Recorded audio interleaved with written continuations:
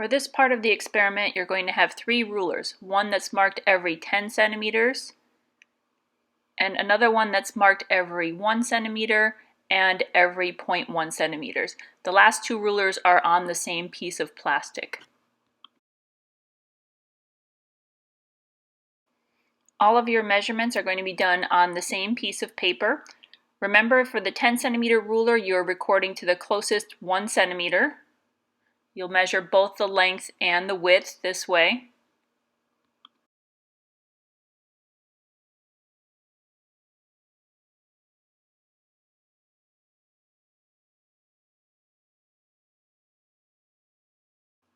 Since it's just past the line, the closest centimeter for this one would be either 21 centimeters or 22 centimeters. If it were on the line, you would have to record it with a decimal to show that the 0 is significant.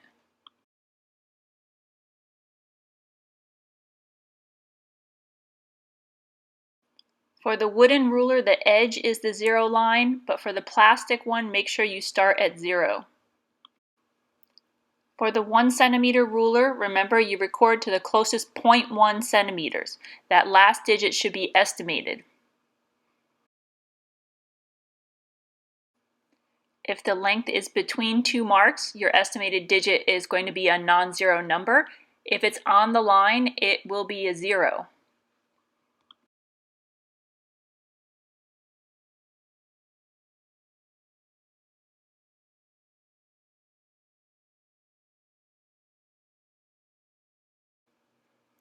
And for the 0.1 centimeter ruler, the measurement should go to the 0.01 centimeter, whether it's on the line or not.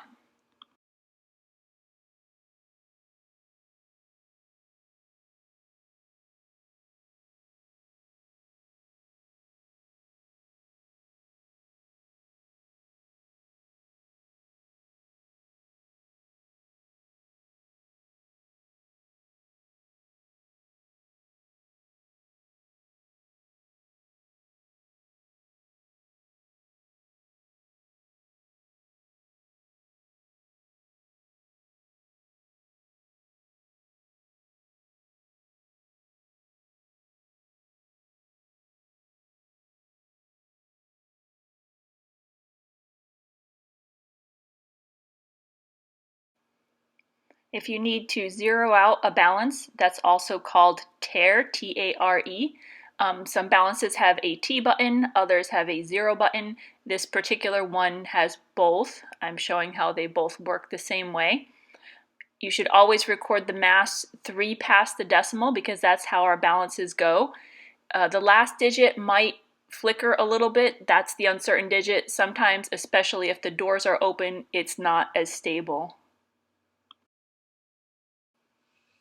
For this experiment, we're going to be collecting 9 portions of water between 10 and 20 milliliters each.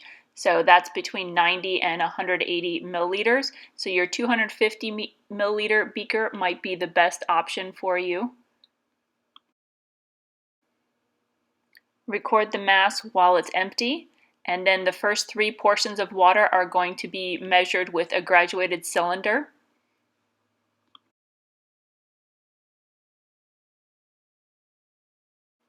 The lines are every 1 milliliter, so record to the closest 0.1 milliliter.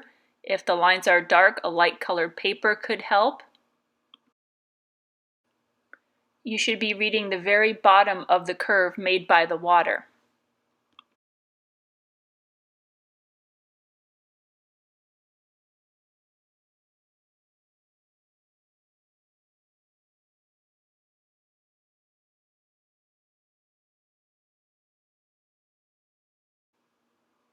Make sure the beaker is not on the balance when you pour the water into it. Just pour the water in while it's on the bench and then put it back on the balance to get the mass reading. While you're doing this, you may notice the mass decrease slightly because of evaporation, but that's okay. It's just in that last uncertain digit. You'll be collecting 2 more portions with the graduated cylinder. Make sure when you read the volume, it's flat on the bench and it's at eye level.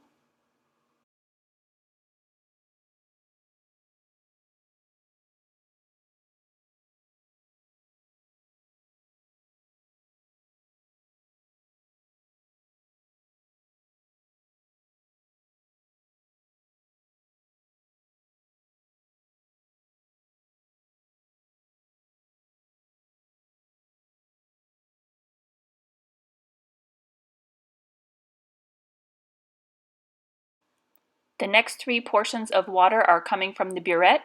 Before you can dispense from the burette, you need to fill the burette with water and also open the stopcock to make sure that the tip is filled with water and not air. The next step is to take an initial reading. With dark numbers, it might help to have a light background. And you're reading 2 past the decimal. It's marked every 0.1 milliliter. You should read to the 0.01 milliliter.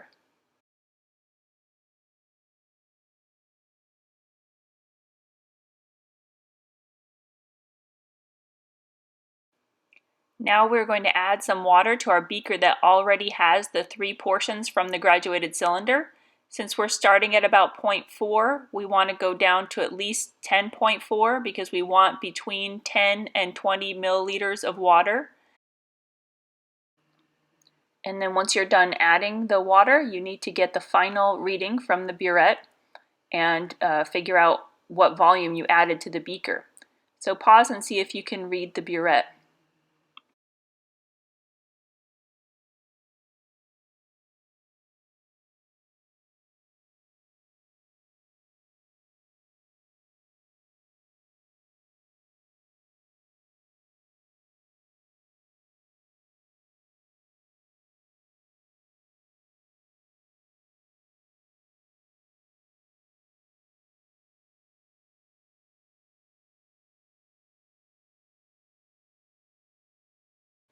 Then of course we have to get the mass of the beaker so that we can figure out the mass of portion 4.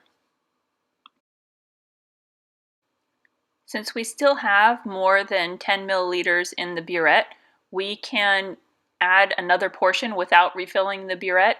Just make sure you don't go below the marked lines because if you go too far, you won't be able to take a volume reading when you're done.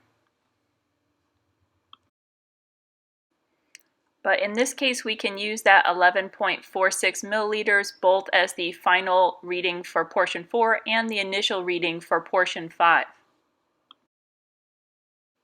This is not a good shot. It's not at eye level, but the reading is 21.91 milliliters. Now we need to get a mass reading, and we also need to refill the burette. There's not enough in there anymore. And then we need an initial reading before portion 6.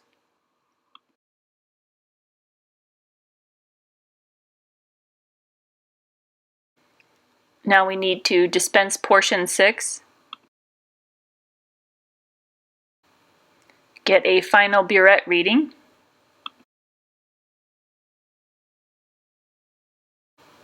and get the mass. The last 3 portions are going to be dispensed with a pipette. A volumetric pipette only has 1 mark and it can only deliver 1 volume. The mark is this thin etched line.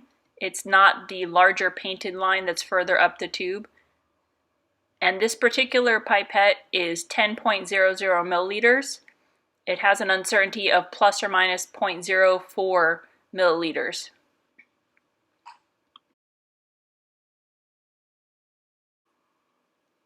To use a pipette bulb, make sure you take the air out of the pipette bulb before you put it on the end of the pipette.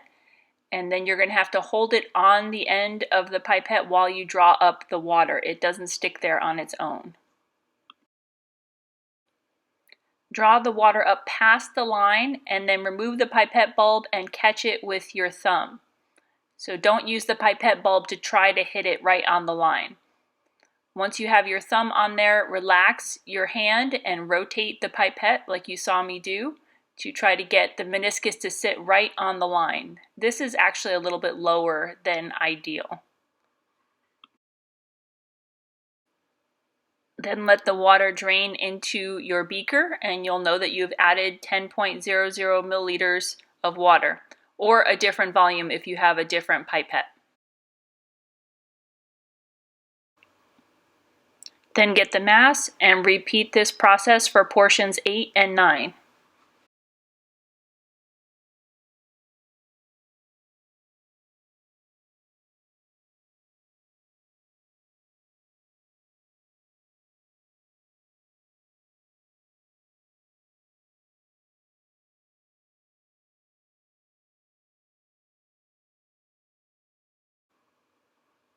The last thing to do is to measure the temperature. Make sure the red part of the thermometer is submerged, and also don't leave the thermometer or a pipette just sticking out of a beaker because it could get knocked over. Our thermometers have marks every 1 degree, so they should be read to the 0.1 degree.